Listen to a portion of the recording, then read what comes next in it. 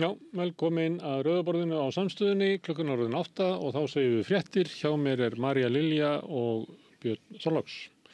Herðu, við ætlum að byrja á bara prentaðri útgáfu af Morgunblaðinu frá því í morgun. Þar var morgun talaði við forsætisráðherra.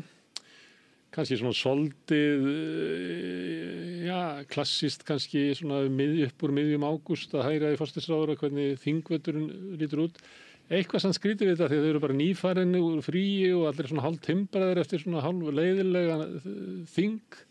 Hvað eitthvað í þessu eða? Nei, mjög lítið. Einhver atvinnustefna sem hún boðar, ekkert róttækt, ekkert alvöru. Andrés Magnússon að spyrja fíldra spurninga og hún að reyna að verjast og reyna að boða eitthvað betri sátt. Hann að djöflast í þeim hvernig var skilið við þetta og hún að reyna í svörum sínum að benda á að þau hafi kannski ekki verið vondu kallarnir, sko. En Andrés vil meina að þetta veri henni að kenna. Hún hefði átt að betri aga. Já. Aga á stjórnunarstöðinni. Það er allt að kenna að við söfluðum út. Já, þetta er svolítið þannig. Herðu, mogginn kemur eina dagblaðið sem kemur út og síðan eru nokkur blöð sem kom út á bretti. Meðal annars fiskifréttir, ég með forsíðuna. Já. Mér fannst þetta nefnilega svo merkileg forsíða. Ég ætla að leyfa að hanga henni uppi. Í fyrsta lagi náttúrulega aðalfréttir sem að við sögðum frá þessu að síðasti báturinn var sendur frá Akranesi í sumar, sögðu frá þessu sumar og það var náttúrulega stór bátur en samsona, einhver línubátur. Það er kvótalaust á Akranesi, það er ekki skipaskagi á ekki kíló af kvóta. Þetta er alveg ótrúlegt. Þetta er ótrúlega breyting. Og fyrir 20-30 árum var þetta bara eitt aðalplássið. Já. Og svo ef við förum niður, ef við fáum myndina aftur upp, að þá er niður í horninu að þá er það Valmundur, formaður sjómannasambandsins, að benda á að sjómönnum hafi fækkað mikið og það er út á samþjöppun, það eru færri að vera að toga kvótann til færri og þannig þetta er mikil breyting og svo er önnur eyðilögum bestu humarmið í heimi því að það er búið að verið að stýra hér sókninni á miðin áratugum saman og á þeim tíma þá er humarinn farið, rækjan hefur farið. Ég myndi segja að hörpudiskurinn í Breiðafirði, ég veit að fólk í Breiðafirði sem að segir það, nei það var út af einhverju eitrun og svona, ég held að það sé bara, þau vilja trúa því. Jú, er þetta út af svona botnvörpuveiðum eða hvers vegna gerist þetta? Þetta er bara út af ágengni í þetta, það byrjar þessi í humarvertíðinni, þá voru það svona smærri vertíðabátar sem fóru og að veiða, sem missi það glæði bara frá Höfn og víðar. Svo var með ekki lásókn í þetta, þannig kom alltaf fleiri og fleiri og það var lengt tímabilið. Þetta er líka, ég held að sé humarmiðin sem eru fyrir utan Þorlákshöfn, það er að rekja það að fyrst fara smærri bátar og það er automatísk minni sókn, þannig að þú ferði ekki út í vondum veðrum og getur ekki farið langt út í veturinn og eitthvað svona. En svo er alltaf fleiri og fleiri sem verið að taka þátt í þessu og þá var alltaf verið að þrýsta á að auka og svo er sett ykkur svona kvóti og verið að dreifa þessu og svo bara er þetta farið. Ég veit ekki alveg hvort þetta er rétt, kannski hefur við bara að fá Jón Kristjánsson eða eitthvað fyrir þess að lýsa þessu, og hvaða tegundir við höfum tímt á tímanum sem við erum með vísindalega veiðiráðgjöf. En talandi Jón Kristjánsson og mögulega mátt samstöðurinnar, í síðustu viku sagðir að RÚV hefði ekki talað við Jón Kristjánsson í einhvern next tíma, svo bara töluður við hann daginn eftir. En það var reynda bara hvort þetta sleppa, Reyndar. Þannig að hann fekk ekki að ræða Hafró. Herðu, nú förum við yfir í mál þessar aldar sem er ástandið í Palestínu. Já. Hérna er frétt frá, þetta er Kristófer Luxon sem er forsætisráðherra Nýja-Sjálands. Hann er að tala Netanyahu, segir að ég held hann hafi mist tökin. Ég valdi þessa frétt vegna þess að ég talaði við Qusay O'Day á mánudaginn. Og hann var einmitt að taka það mjög skipt fram að þetta er ekkert ríkisstjórn Netanyahu, þetta er ekkert Netanyahu, þetta er nýtur stuðnings 85% af ísraelsku þjóðinni. Þetta er innbyggt inn í alla stefnu Ísrael frá upphafi og skiptir engu máli hverju verið forsætisráðherra að þeir hafa verið eftir landtökuríki sem er með það stefnu sem er að taka land og hrekja fólk af landinu. Já.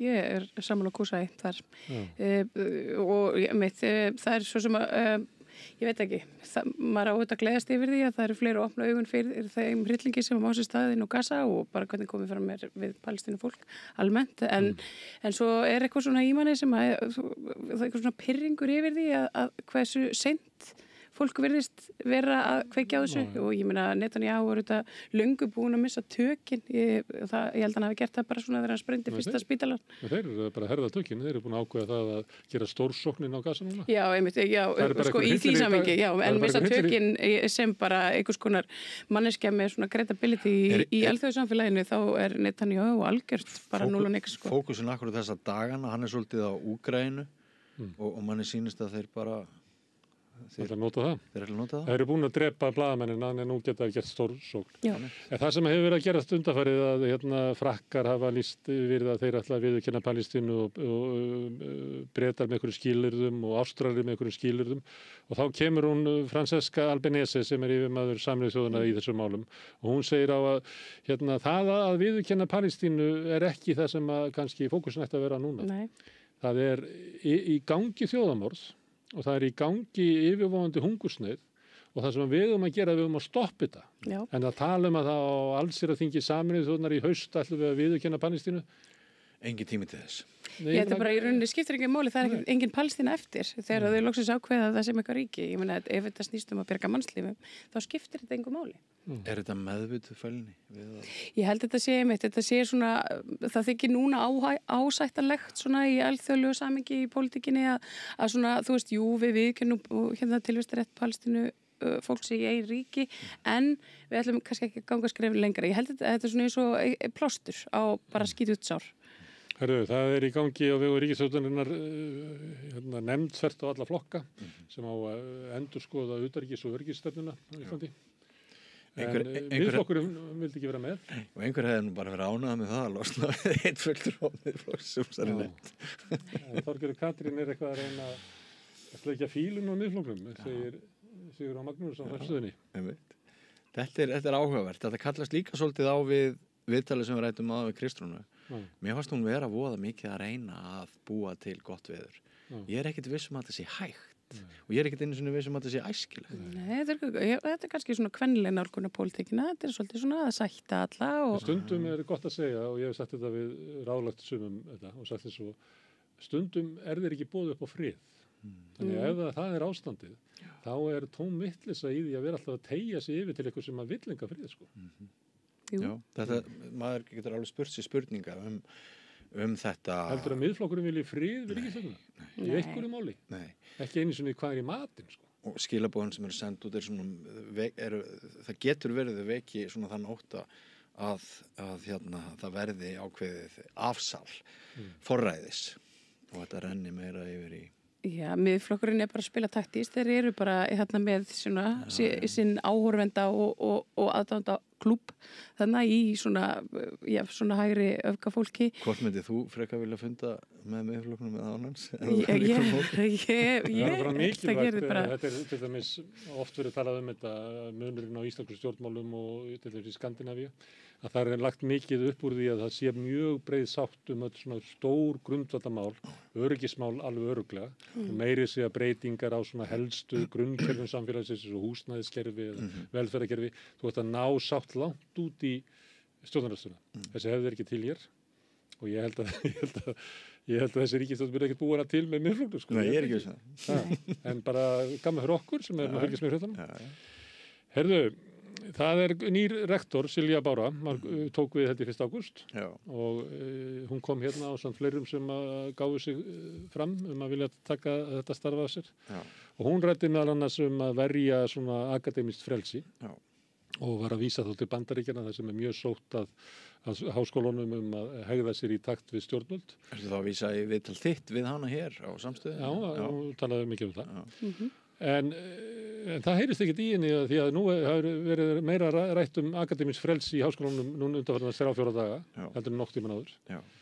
Og Kolbeinn H. Stefánsson sem hefur andmælt aðgerðum mótmælenda á fundi ísraelsk prófessors sem var í þjóðminjasafninu og var rakinn þar í burt mótmælendum vegna tengsla sinna við aðgerðir Ísraels á Gaza. Hann kallar eftir, hvað Hvað er Silja Bára? Já.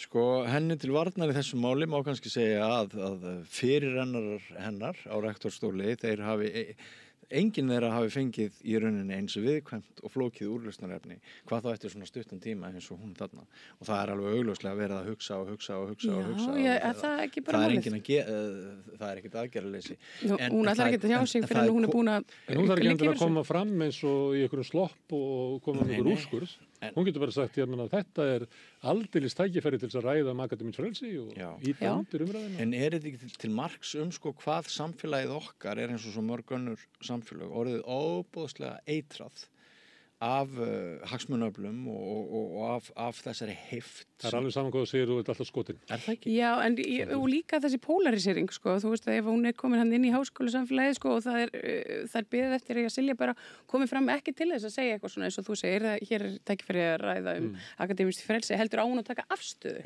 Og hún á að taka afstöðu já eða nei. Það er ósað fyrir krakkarnir sem er að kalla mömmu. Þetta er svolítið þannig, Við erum búin að skýta allt hérna út, við erum búin að rífast og slást, nú verður einhver að taka í hnakkadræpið okkur. Og ég sé ekki hvernig háskólinn gæti verið bættari fyrir vikið. Heitir hann ekki Magnús Karl? Sem var frambjóðandinn. Já, hann er búin að taka afstöðu með Kolbeini á Facebook. Já. Og hérna þannig að ég veit ekki hvort það segir einhverja sögu. En þetta getur ekki verið gott einmitt einhvern veginn þessi polarisering innan háskólans, hún getur verið til góða. Þannig ég treysti því að Silja Bára sé bara að svona íhuga undir feldi. Já, undir feldi. Háskólar hafa alltaf verið vagga mannréttinda og það skiptir mjög mjög máli. Þetta mál verið útklað.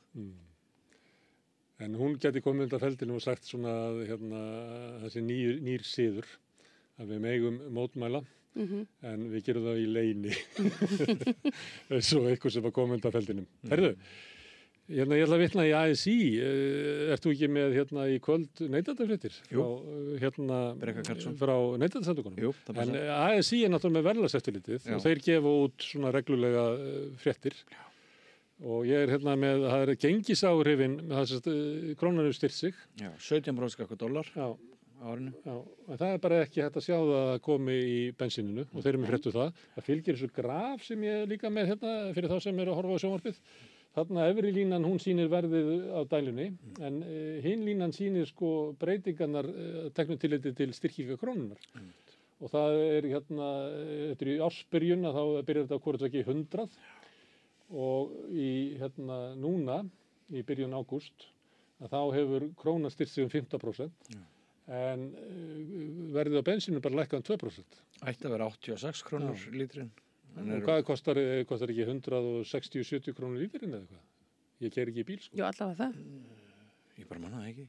Þetta er tekið af ykkur, það er tekið af ykkur svona 25 kall í svona gengishagnað Skeljungs og félaga á hverjum einasta lítra.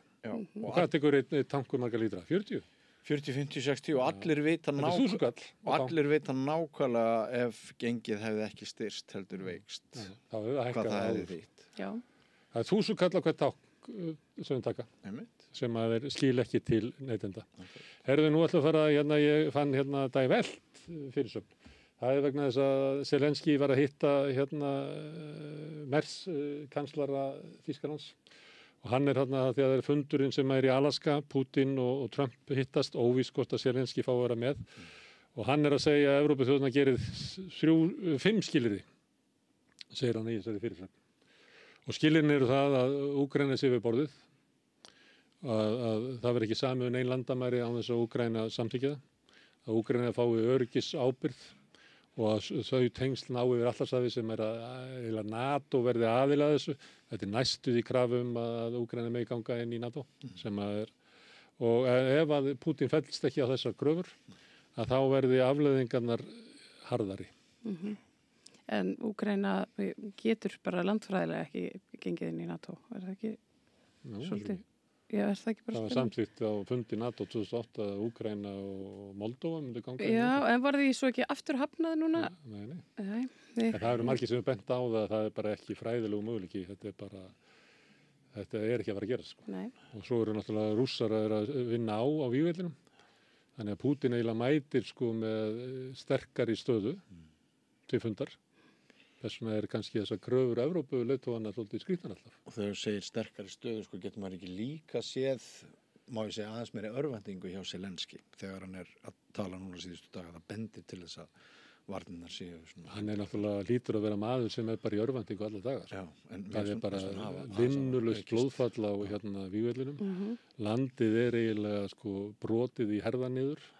Það séð að það mun taka áratugi að ná sér að það nær sér einhvern tímann. Gríðarlegur landflótti. Þetta náttúrulega algjör hryllingur þetta stríð sko. En sumir segja það að kröfur Evrópu verði til þess að það séu framlenging á stríðinu, að Evrópa sé þeirri stöðu og geti ekki hætt stríðina því þá verður að gefa eitthvað eftir til Rússlands til þess að og Evrópa getur ekki gert það og þess vegna eiginlega betri valkostu fyrir Evrópa að stríði bara malli áfram og verði endalaust stríð. Ég fór sem blaðamaður á Fréttablaðinu skömmu eftir innrásina að landamærum Póllands og Úkraínu og sá fólkið sem kom yfir landamærin og það að vera þar og taka viðtöl við konurnar, börnin og aðra sem voru að fara þarna yfir. Það náttúrulega gleymist aldrei, en á þeim tíma þá leið manni eins og að sko við myndum öll hamra á þessu alla daga þangað til lausn yrði fundin. En það ekki þannig. Þetta fólk geti snúið aftur og átt sér eðlilegt líf. Já, ég held að það versta sem hafi komið fyrir Úkraínu var að hafa Zelenski í brúnni. Ég held að sé ansi margir sammála það og það sé svona farið að sannast. Hann er bara ekki réttu leiðtogi í þetta stríð. Zelenski? Já. Þetta þykir nú guðlast í Evrópu að segja þetta. Já, það rétt. En það er nú bara það sem það er. Við sjáum það. Þetta staðan mörgum árum síðar og En Zelenski nýtur traust meðal þótt að sem minna núna en áður var. Hann nýtur traust á meðal Úkraínumanna. Hann líklega vegna þess að hann búinn að kveða niður allar gagnrýnisraddir í sínu eigin heimalandi. Hann búinn að banna blöð, hann búinn að banna flokka, hann búinn að banna rússnesku réttarhúnarkirkjuna, hann búinn að banna alls konar. Já, stjórnmálaflokka og hitt og þetta svona sem ekki hendar. Þannig að það bara verður ykkur að segja að það bara keisarinn ekki hlutum. Samstöðu fengi ekki að senda út í Úkraínu. Það er þannig. Nei. Herðu, talandi stríð, þá er von á stríði á lóðinni hjá Hvíta húsinu næsta sumar að Trump ætlar að taka UFC sem er þetta ekki íþróttina sem er svona búr og menn eru hendir að lemja konanann? Bardagi íþrótt. Jú, þetta er bardagi íþrótt, þetta er svona Þetta er bardagi, þetta er ekki íþrótt eða? Já, það er talað þetta sem íþrótt, þetta er íþrótt. Það er mjög viðkvæmt að tala ekki þetta opinberlega sem íþrótt, en sitt sýnist hverjum. Þetta er enga rekstur einhvers eins manns, eða ekki? Ég bara þekki það ekki, en nú þetta er eitthvað svona blöndu bardagalista sem að má sparka og kýla. Þetta er áhugavert líkingamál, sko, svona brauð og leikar til forna og mann verður hugsað til dæmis til síðustu kosninga hér á landi þegar Stöð 2 sem nú heitir Sín, bauð okkur upp á Odda Ævar Gunnarsson vinn minn með sósur og kjúklingavængi. Þetta infotainment sko, þetta Já, í kringum stjórnmálin. Já, Já. En herðu, það er Hvíta húsið í Washington og þjóðvarlið er komið í Washington og borgarstjórinn þar, hann lýsir yfir að aðgeri Trump sem einræðistilburðum. Þið sjáið að borgarstjórinn, þetta er svört kona, mann ég ekki í sviphendingu hvað hann heitir, en þarna hefur verið demokratar við völd í sem borgarstjórar síðan 1967 og þeir hafa verið undanfarið svartir. Hún heitir Muriel Bowser. Já, þeir hafa verið svartir. Þannig að mér langar að velta einu fyrir mér að ástæðan fyrir því hann fer með svona hörku á Washington DC sem eru alltaf demokratavinnar alltaf vegna þess að það er svo stór hlut íbúana sem eru svartir. Það er mjög blandað ríki, já. Að bakvið hann er svona hvít yfirburðahengja. Haldið að þetta skiptir máli? Þetta er gild spurning. Já, ég meina, þetta skiptir þetta máli. Þetta ég sá þetta eitthvað starf á internetinu, það voru, íbúar DC voru að sína hvernig þjóðvarðarliðið bönguðu upp á hjá þeim heima hjá og sér sko svart fólk sem satt út á balli og þeir voru svona, að láta á vita að þær væru að skoða þá og þóttu svona, voru svona vingjallegir en það er auðvitað ekkert vingjallegt við svona heimsókn en þetta þetta sko, ég sá eitthvað líka þessu einmitt við landtöku fólkið í Palestínu, sem sagt Ísraels megin, þetta sé svona sviputaktík, sko, þeir koma svona aðeins og byrja að ögra. Borgarstjóri segir þetta eiginlega, segir verið að hertaka borgina. Já, og það er bara það sem er að vera að gera. Borgarstjórar annar staðar og fylkisstjórar annar staðar fylgist þið með, því að þetta er það sem getur gerst. Þetta er bara það sem er að vera að gera, held ég. Og svo bara verður þetta bara blóðugt og ljótt. Sko. Og öðrum stað í annari frétt síðan núna ætlum við einmitt að ræða það hvort Bandaríkin eins og við höfum verið að gera síðustu ríki er orðið fastaríki eða er að verða fastaríki. Herðu, Spania Avisen, þið hefðu ekki heyrt þann fjölmiðil? Nei. En það er frétt, þetta er norskur miðill, þetta er svona hluti af, þetta heitir Vikingposten. En þeir eru með fréttir frá Spáni fyrir þá norðmenn sem búa á Spáni og þar er frétt Íslending sem hafi fengið hitaslag að það er hitabylgja sem gengur þarna yfir á Spáni og við hefum búin að fjalla í vikunni. Þetta er svolítið áhugavert, þetta Spania Avisen. Það er svo að Íslendingar sé ekki með svona heimskringla eins og þegar Íslendingar fóru vestur og þá voru þau konið með bara dagblað áður en þeir voru lendir. Er engin fjölmiðill íslenskur á Tenerife? Ég veit ekki. Nei. Það er náttúrulega til að á Facebook Íslendingar á Spáni og Íslendingar á Tene og eitthvað svona sem eru svona ígildi fjölmiðla, ég veit það ekki. Herðu, en talandi það, þá er hann Jóhann Hlífar sem er fréttamaður flestum á góðum kunnum, hefur ekki bæði unni á RÚV og Stöð 2. Hann er hætti og flutti til Spánar.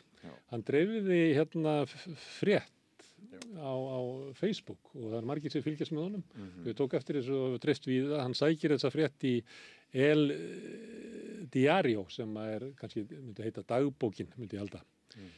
Þetta er sem sagt rúmenskan mann sem er farandverkamaður, kemur þarna og er að vinna þarna við landbúnaðarstörf og sendir peningana heim eins og oft er við fólk í þessari aðstöðu og hann verður veikur í þessum ógnarhita og biður að fá að losna og sér hringt á sjúkrabíl og þeir segja honum bara að hvíla sig undir tré eða finna sér eitthvað skugga eða eitthvað og svo deyr hann bara. Og þetta er haft eftir síni að þeir hafa ekki sinnt kallinu þegar það kom. Fórnarlamb nútíma þrælahalds. Ég myndi segja það, já. Eigandi þessara jarðar eða þessar bílis eða hvað að kalla þetta er einn af ríkustu mönnum Spánar. Já. Þegar við séum þetta á Suður Spáni, þetta er oft svona undir plasti að við séum þetta. Já. Þetta er bara heilu hlíðarnar og það hefur verið gerðar mjög áhrifamiklar heimildarmyndir um þetta, þar sem fólk lifir eiginlega undir þessum plasti í einhverjum fáránlegum hita við óbærilegar aðstæður. En og óbúslega lítil laun því að þetta er ekki nema bara örfá krónur á hvern ávöxt eða klukkstund eða hvað það er. Þetta er óbóðlegt. Og fyrirtækið eða hvaða fyrirbyrði þetta heitir sem er ekkert að spurt og hvað ætlaði að gera í þessu? Við ætlum ekki að gera neitt. Fólk kemur í vinnuna klukkan 17 og vinnur til 17:30 og þeir sem ráða við þetta mæta. Þeir sem ráða ekki við þetta hafa ekki heilsu til þess að þeir verður bara að vera heima. Þetta eru raunverulega svörin. Sko. Já. Herðu, en þessu tilefni þá fann ég frétt í Los Angeles Times, ég veit ekki hvort að þið lesið það reglulega. En það er einn ríkasti bóndi Bandaríkjanna sem heitir Stuart Resnick. Að það var United Farmers Workers held ég heiti. Félagi, þetta er sögufrægt verkefnisfélag, getið af sér miklar verkefnishetjur og skiptir miklu máli í Kaliforníu vegna þess að þetta er mikið af fyrst Mexikonum og svo Suður Ameríkumönnum sem er í þessu félagi og náð miklum árangri. Að þeir ná í einum af bílum hans eða einhver svona stórum jörðum að búa til verkefnisfélag og þú þarft að fá meiri hlutann til þess að samþykkja það mjög flókið að búa til verkefnisfélag í Bandaríkjunum. Það er mikla varnir fyrir því að mikla varnir fyrir ríkamannin í Bandaríkjunum. Herðu þeim tekst þetta loksins eftir margra ára baráttu. Hann bara lokar. Já. Hann bara lokar, hann ætla ekki að reka þetta með einhverju verkefnisfélagi. Nei, og það svo sem ekkert. Já, þetta er viðbjóðslega ríkt fólk. Það var mikið talað um þau þegar að brunin, stórbrunin í Los Angeles borg var þar sem að þau eiga í rauninni allar vatnsuppsprettur og í rauninni grunnvatnið undir og nýta það einmitt í þetta farming. Þá voru það einmitt gagnrýnt fyrir það því það var vatnsskortur í Kaliforníu og þau eru að rækta möndlur sem er líklega það fyrirbrigði sem getur rækta sem að þarnast mesta vatni miðað við framleiðsluna. Þannig að þú áttir ekki að rækta möndlur nema það sem er bara óheyrilega mikið af vatni. Þannig þau voru að rækta möndlunar sínar og notuðu vatni í það því að þau eiga borholunar eftir vatninu á meðan það var vatnsskortur í fylkinni. Og það var auðvitað bara allt skrælnað í borginni og hún brann bara að stóru hluta. Því vorum að ræða Kolbeinn Stefánsson áðan, þá pappans, Stefán Ólafsson, prófessor, hann flutti einu sinni fyrirlestur sem að ég hlýddi á einmitt þróun verkalýðshreyfinga í Bandaríkjunum, náði náttúrulega mjög öflugri stöðu og allir höfðu það miklu betra og svo er þetta bara núna í frjálsfalli. Þetta er svona tvær fréttir sem að benda til þess hvert heimurinn fer. Ef að við höldum þeirri trú sem er náttúrulega ríkjandi á Íslandi. Að það sé farilega best á því að við förum þangað sem að ríkikallin vill fara, þannig að það muni færa okkur mikla blessun. Það var bara rauðmúla. Farandverkafólk á Spáni eða landbúnaðarverkafólk á Kaliforníu held ég get ekki Þetta er komið hingað í einhverju mynd. Já. Herðu, Viðskiptamókin, hann kom út í dag líka á pappír og þar fann ég þetta graf Þetta er svona þróun á útflutningi 2015 til 2004. Það verður kannski skemmtilega að fá þetta svona enn aftar í tíman. En þarna sjáum við að sjávarútvegurinn, hann er bara 21%. Bjössi, þú ert nógu gamall til að finnast þetta að vera merkilega lágtala. Þetta er náttúrulega stórmerkilegt. Álið og stóriðan er 80%. Ferðaþjónustan er 37%. Það munar samanlagt er sjávarútvegurinn og álið 39%. En hvað er þetta annað? Annað er eitthvað annað. Það væri svolítið gott að vita hvað þetta annað væri. Það er eitt sem er sérfræðingur í eitthvað annað. Það er Andri Snær. Þegar hann var að skrifa Draumalandi, þá var hann alltaf að tala um eitthvað annað. Mér ekki eftir því. Og þá var alltaf að vera að gagnrýna. Eitthvað annað er þetta? Ég meina þetta annað er 24%. Þetta er ýmislegt. Þetta er svona nýsköpun og allir fjandinn. Þetta getur stór fyrirtæki svo Alvotek eða Kerazig. En ég held að þetta hlutfall hafi verið þegar við hófum störfi í blaðamennsku í Gunnarsmári. Þá held ég að þetta hlutfall með sjávarútveginn hafi verið milli 40-50%. Ég held það. Og allur efnaðurinn sveiflaðist og menn er alltaf velta fyrir sér að tala um krónuna, að taka upp evrun og svona því að krónan sé svo veik og hún sveiflist. Það er verið að vísa í þess tíma að krónan sveiflaðist með afkomu sjávarútvegsins. Og þá var náttúrulega ákveðin freistni í svona auðlindadrifnum hagkerfum. Það er freistni stjórnmálamannan að halda genginu þannig að grunnatvinnuvegurinn er svona sem að með auðlindirnar, hann ber sig. En þá þurrkar náttúrulega út að hann iðnað og svona leiðinni. En þú færð hagsæld til íbúana í formi ódýrs innflutnings. Já. En svo lendur í því að þú verður að gera eitthvað því að það verður verðfall á mörkuðum eða þá verður að fella gengið, þannig að það var alltaf að vera að fella gengið. En eftir að sjávarútvegur er svona lítill hluti að þessu, að þá er eiginlega ekki verið neins sveifla á krónunni gagnvart evru í bara 15 ár. Timburmenn gamalla stefnu, á þessum tímum þá hringja bara elli júgæjarnir í ráðherrann og hann boðar ríkisstjórnarfund og gengið er fellt 10-15% og sumpart erum við enn að súpa seiðið af þessum kúltúr. Herðu, en af því að við erum að tala um viðskiptamókana, þá hefðu náttúrulega fyrir, og ég var að hugsa það fyrir viku síðan að taka svona grein sem var eftir Ásgeir Ingvarsson sem hefur býr held ég út um allan heim, hann býr aldrei á sama stað, eða búið mjög víða, en er alltaf að skrifa í mokkan, í viðskiptamókan. Og allir með neitunarvald og engin ábyrgur. Og þetta fjallar eiginlega það að það sé alltaf mikið lýðræði í okkar heimsluta. Það er ekki hægt að ná neinum svona. Það er ekki hægt að breyta neinu, það er ekki hægt að virkja og það er ekki hægt að brjóta niður réttindi verkafólks og eitthvað svoleiðis. Að það er bara árið allt of mikið vald almennings, allt of mikið lýðræði. Una Margrét Jónsdóttir sem kemur seinni í þáttinn, er eina af reynsluboltanum sem kom inn í Sigurjóns Magnússon. Hún var að dreifa svona á Facebook og ég held hún að hún setti þetta inn á Vísi. Já, ég les á Vísi. Það sem hún var að taka þetta sem dæmi að fasísk hugsun. Hún er bara orðin svona ansi ríkjandi. Ég meina þegar þetta byrt bara í viðskiptamókunum og enginn einhvern veginn gerir athugasemd við það þannig. Þetta þetta sko, mér finnst þetta svo gott hjá henni Unnu Margréti að þora að stíga fram og skrifa eins og hún gerir, verandi starfsmaður Ríkisútvarpsins. Við veitum það, hún ekki fellum pólitík, það samt hugur ekki. Mér finnst gott hjá henni, mér finnst þetta gott, blaðamaður gagnrýnir annan blaðamann með mjög harðri grein sem hefur sennilega verið mest lesna ítemið í dag. Já, ég hugsa það. Og já, ég ætla bara að taka hatt minn ofan fyrir Unnu Margréti. Hvert fólk til þess að grafa upp það sem hún að skrifa og taka þátt í því að fylgjast með þessu breytingu sem í staði í samfélaginu.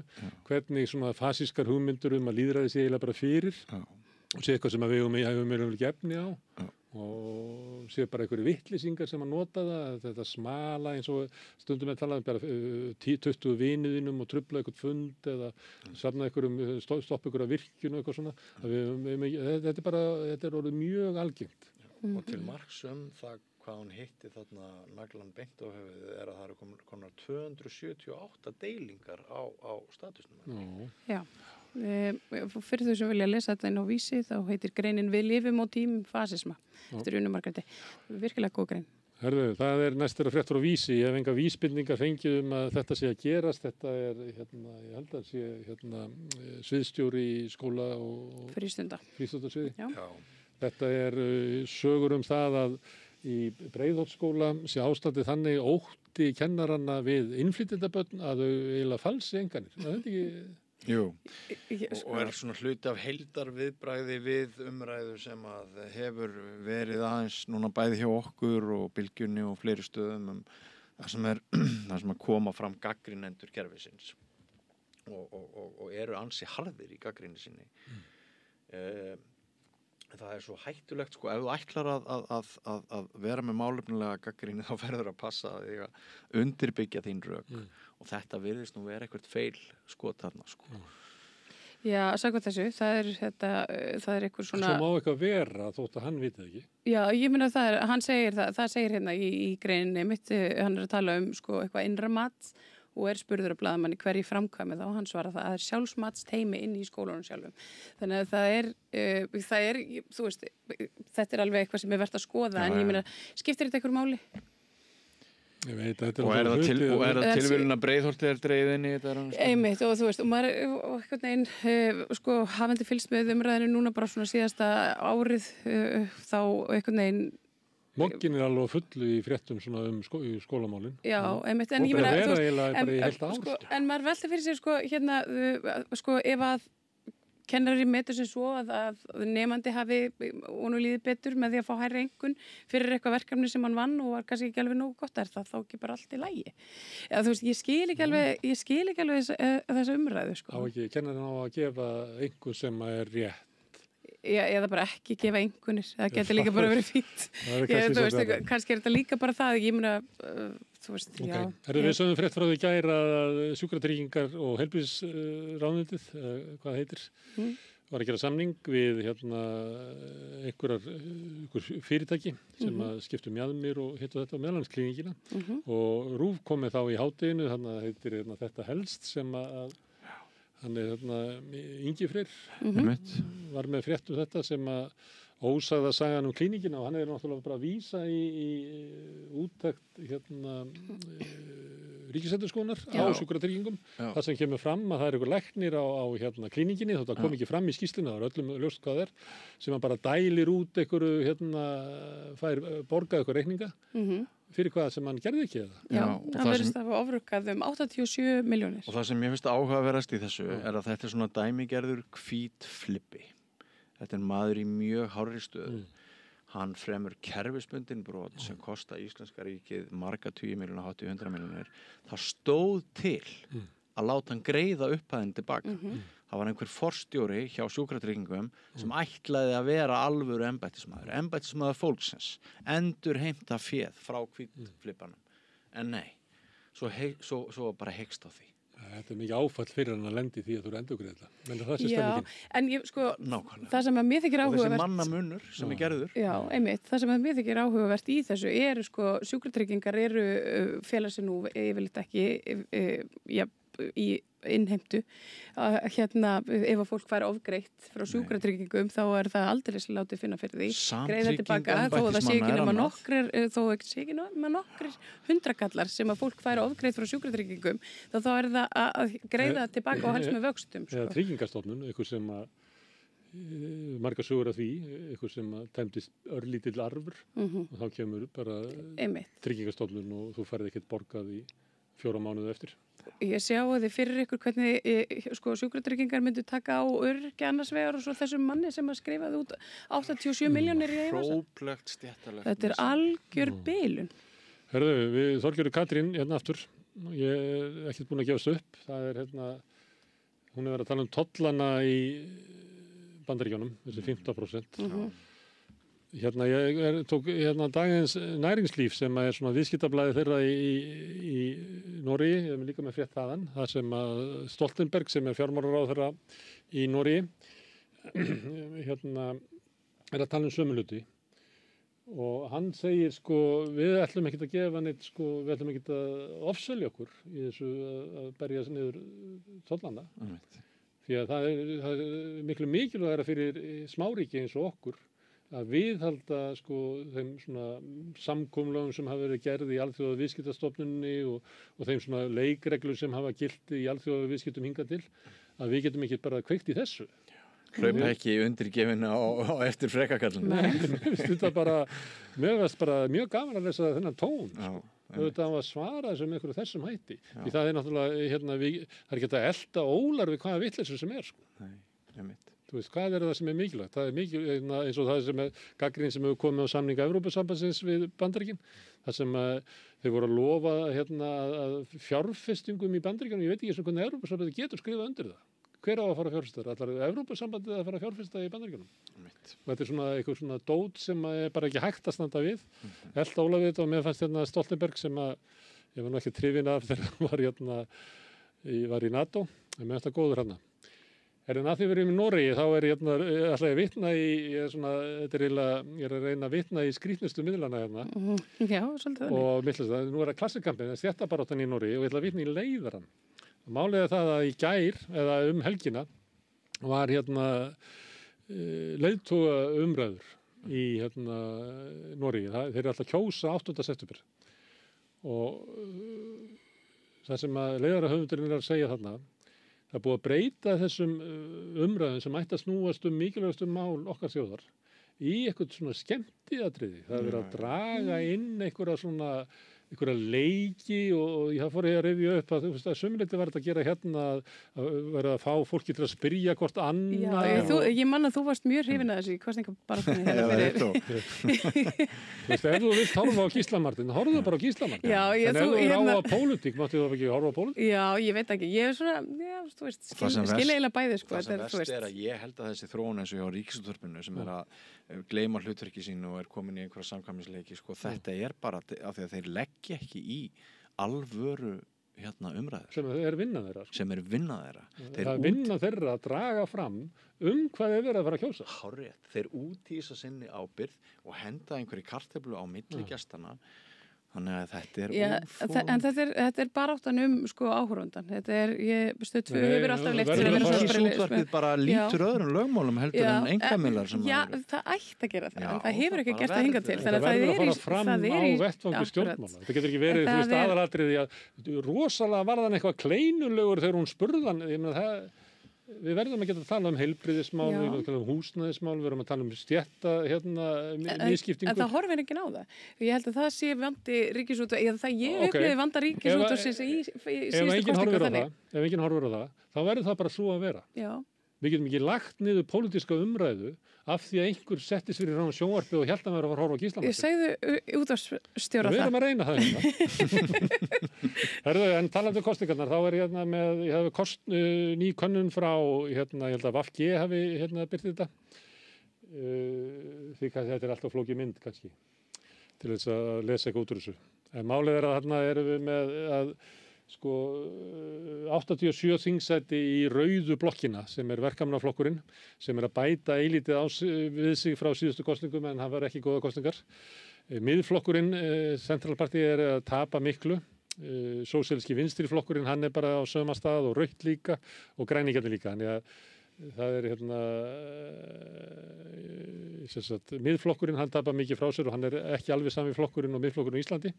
Hægra megin er það þannig að hægri flokkurinn, hann er að tapa miklu en framfaraflokkurinn sem hafði mist mikið fylgi síðast, hann er að ná sér. Þannig að þetta er ekkert svona stóra breytingar til hægri og vinstri þarna.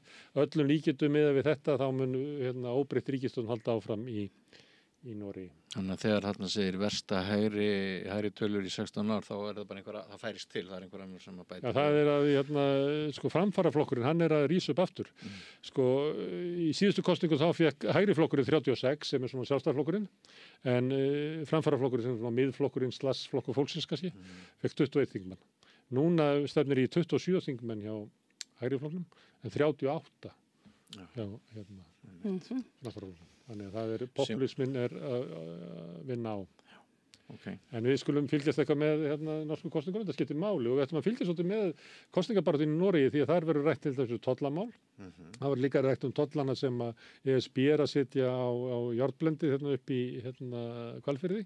Það verður rætt mögulega inngöngu í ESB sem ég veit að margir ESB-sinnar á Íslandi halda að Noregur sé að fara að detta og saum eða að fara að taka þátt í. Þannig að við skulum fylgjast svolítið með kosningabaráttu þar. Ef við vorum að tala þessar skoðanakannanir og það er í Þýskalandi, Moggi var að birta það, að valkostur fyrir Þýskaland, hann er stæðstur í nýrri könnun, hann verið það svona undarfarið í annarkori könnun Það eru svona fjórðungur Þjóðverja sem myndu kjósa þennan flokk. Það er skelfilegt, þetta er öfgahópur eða ekki? Þetta er flokkur sem að það er sérstakur rannsókna stofnun til verndar stjórnarskráni sem að er með það til skoðunar hvort það sé tilefni til þess að banna þennan flokk vegna þess að hann brjóti í bága við stjórnarskrána. Það sem í stjórnarskráni er varið það að allir menn skulu vera jafn helgir og flokkur sem að stígur fram og segir að innflytjendur hafi ekki sömu réttindi og aðrir, hann stangist á við stjórnarskrá. Þetta er svona lögin í Þýskalandi. Þetta er ágefni, myndi ég segja, en við sem kannski höfum verið að fylgjast með fréttum í Þýskalandi, þá er þetta svona svolítið stemningin þarna virðist vera. Það er barið á mótmælendum, það eru lögreglu aukin löggæsla út allt og það er svona ákveðin stemning í Þýskalandi sem að mann líkar ekki að sjá. Það mælist næstu því helmikið stærri en jafnaðarmenn í Þýskalandi. Já. Pælið því. Herðu, talandi kannski stærsta máli fyrir ykkur mývetninga. Mesta mý sem sést hefur í áratugi, sem flýja undan þessu. En þetta er alveg meinlaust. Þetta er frétt sem er inn á RÚV. Ég vil hvet fólk til að fara þar inn og skoða myndbandi sem fylgir þessu. Þetta er náttúrulega ekki í lagi. Þetta er magnað. Ég var snart hlupið þetta, fættur á Vatnsbakkanum. Þetta það sem er mest alltaf skemmtilegast, það er hvað heimamenn líta þetta allt öðrum augum heldur en eðlilega allir gestir sem að koma til okkar. Þú átt bara í vandræðum með að draga andan, en hinn er innfættu, þeir eru bara búin við sjáum varla þessar flugur. Jafnvel þótt maður gangi inn í ský þá bara, maður hefur gert það svo ofta, maður tekur ekkert eftir. Og hvað gerir? Hættir maður bara anda? Það verður með tálk. Maður er mikið með lokaða munnin, en ein saga, pabbi sagði mér hana. Pabbi elst upp í Torfbæ, fæddur 22 og stundum var nú lítið að bíta og brenna og það var gert að þeir smurðu í heiskapnum á sömurinn, þá smurðu þeir brauðið, þeir áttu nógu smjöri og svo settu þeir brauðið bara einhvers staðar og flugan kom, svo myndaði bara svona lag og svo bara bitið í og borðaði mýið. Langt undan sandi, nú er svolítið verið að tala um að borða skordýr geti bjargað miklu. Þetta er prótín beint í æð. Mikið prótíni. Ég hef reyndar líka heyrt að það sé laxabragða flugu vegna þess að lax borðar flugu og þess vegna er eiginlega flugubragða laxi. En svona ángamast þá er þetta frábæra fréttir. Er laxabragða flugunni? Ég veit það ekki. Þetta er líka góð kennsla hvernig hætti óttast flugurnar og fór að borða þér. En alltaf 90% bara svo ég kom með óumbeðin fróðleik af dæmis fæðu bleikunar er mýið. Þetta bendir til mikils afla. Akkurat 70% af öruðanum í Laxá og þú varst búin að banna mér að segja það en það eru semst á milli 40 og 50 tegundir af mýið þannig að þetta er alveg stórmerkilegt. Þá ætlum við að fara yfir í stærstu höfundar eftir stjórnaði sögunar. Það er frétt sem er á Vísi, þetta er svona hálfgerð fréttaskýring. Fjallar það að það sé verið að nota okkur Það var þetta að taka mynd af þér og nota hann í einhverju öðru samhengi. Og jáfnvel þú dáin og eitthvað slíkt. Og það er spurning hvort það er höfund að verja okkur sem persónur. Já, hvernig á að framfylgja því svona yfir gröf og dauða? Ég veit ekki. Við ættum að finna eitthvað til þess að tala þetta við rauðaborðið. Þetta er mjög merkilegt mál. Herðu, tvær í lokin, það er hérna BDSM. Þeir eru svolítið, mér finnst þetta svolítið vera kvart yfir því að hafa ekkert vakið athygli að þeir voru í göngunni. Og er það svona benda til þess að enn einu sinni var að vera kvart að við varum í göngunni? Jó, ég sá þetta nú inn á eitthvað svona mæðratipshóp eða eitthvað svoleiðis. Þá sá ég nú eitthvað svona af hverju þurfa BDSM hneigðir að vera partur á göngunni og allt þetta og allt þessi sama umræði með þetta, hvort þetta sé hérna kynhneigð eða kynhegðun eða eitthvað svona. Þetta er bara lifandi umræði í samfélaginu og ekki komið niðurstaðin þá? Nei, það verður, ég meina BDSM-félagið er þetta partur af samtökunum 78, þannig að það er ekkert nema sjálfstætt. Það er eina því að Bjössi var að benda á í gær að það væri ekki notuð íslenska á helstu stöðunum og Moggi var með fréttu það. Það er hérna engin íslenska hjá Geysi. Nei. Alltaf ensku. Heyrðu, einmitt. Og hver er réttur íslenskra neytenda sem eru konur á efri ár og ætla að ferðast Hvað finnst miðflokknum þetta? Nú tala miðflokkur mikið verndun íslenskunnar. Við Breki ræðum þetta sem eitt í neytendahorni hann eftir. Sem kemur eftir. Það er eitt sem ég þarf að segja að hérna hann bað mig að leiðrétta, hann hafði farið rangt með árgjald neytendasamtakana. Það er sem sagt 7.900 krónur en ekki 6.900. Herðu, þetta er lokin á fréttunum. Hérna framundan eru rauðaborðið. Ég hvet þá sem eru að horfa á okkur á Facebook og á YouTube að finna annan þráð. Við slökkum á þessar útsetningu og byrjum á öðrum stað með rauðaborðið. Ef þið viljið fylgjast með rauðaborðinu, þá finnið okkur á nýjum þræði. En takk fyrir í bili, sjáumst á morgun.